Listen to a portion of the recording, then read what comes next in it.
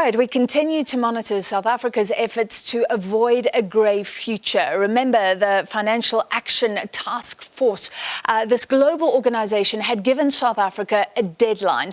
After a year, it checked in, that was October. Now, if we don't prove that we are excelling when it comes to clamping down on money laundering, terrorism financing, things like that, we could be grey-listed by February next year. But this is not unknown to many African countries. So let's see if there are any learnings from the continent. And we're joined by SABC News' economics editor, Tshepo Mongoai. He always joins us on a Monday. Welcome. It's a pleasure. So, a plethora of African countries have actually been affected. What are they? Which countries are they? Well, the Financial Action Task Force has been quite busy for a number of years now, and they've been looking into the affairs of various countries, especially in our region, Francis. They've been quite busy. We talk about 5-6 countries that have actually been grey-listed, and they've been given ample time to look at their affairs in terms of how they deal with money laundering.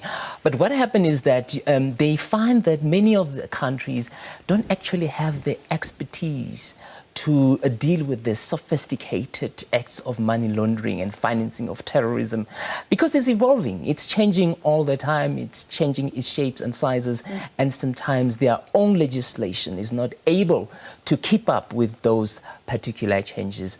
So they've also been coming down to take each and every step along with them to help them in order to look at this current changes. We've had Botswana, for example.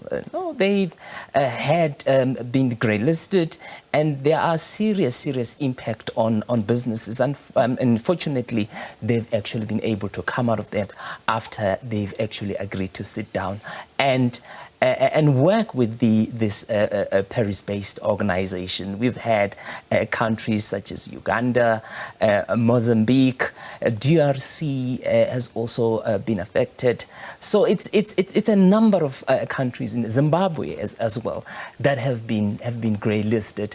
And what is good and positive is that they've been able to come out within a year or two after they've demonstrated that they can interact, they can rebuild the institution, they can enforce, they can monitor this act. But there are still concerns. For example, David Lewis, one of the executives at the Financial Action Task Force, mentioned that countries actually take this issue seriously when they realize the danger of being grey-listed or blacklisted, and then they start doing something. But there is some reluctance, not just on a political level, but also even companies.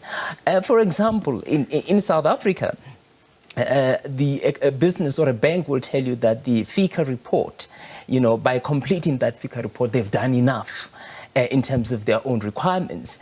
But in the meantime, we know that there are fictitious bank accounts that these people are, opening and moving billions of rands across. And one wonders, why are, not more done in terms of preventing this? I thought when we had to give all our details just to get a SIM card, we were doing pretty well as a country. But if we are grey-listed, you are saying we would be below countries like Botswana in terms of financial regulation. Yes, if you look at Botswana, for example, a transfer of money outside the country, basic thing like that, because the scrutiny actually increase in terms of people that you're doing business with. Some would actually stop doing business with you. Let's say you've got loans that you are expected to receive. That can be affected. Payments, either inside or outside the country, if you are procuring goods and services that must come in and so that you can do your business, that can be a challenge.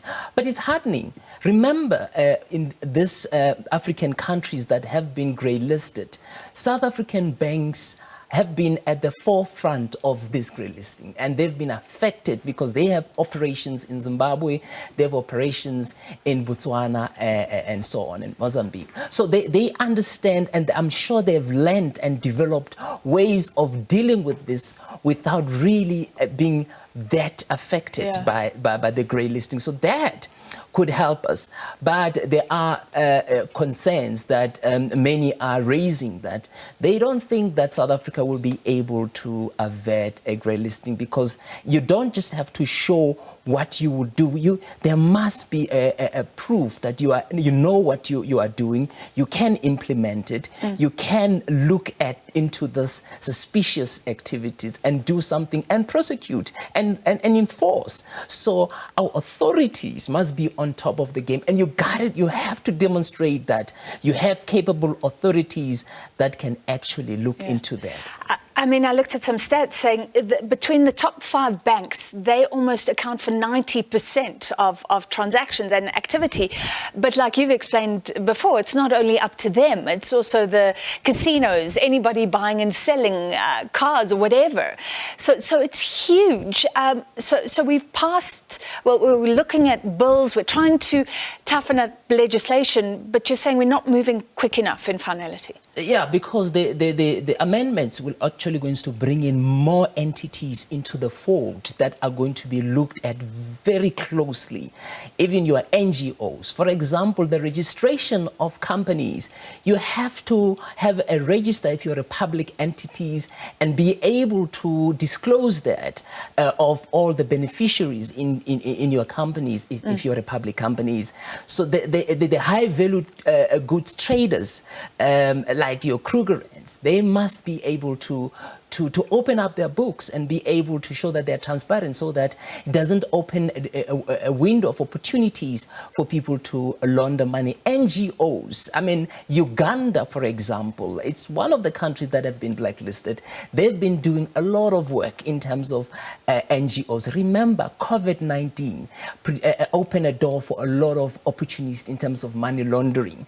So this is huge. It's huge. The scope is big. Tshepo, thank you for that update, and we'll keep on checking in. I mean, this is so important for the country. So the deadline that is looming is in February, which is just months away now. That was Tshepo Mongoai, economics editor here at the SABC.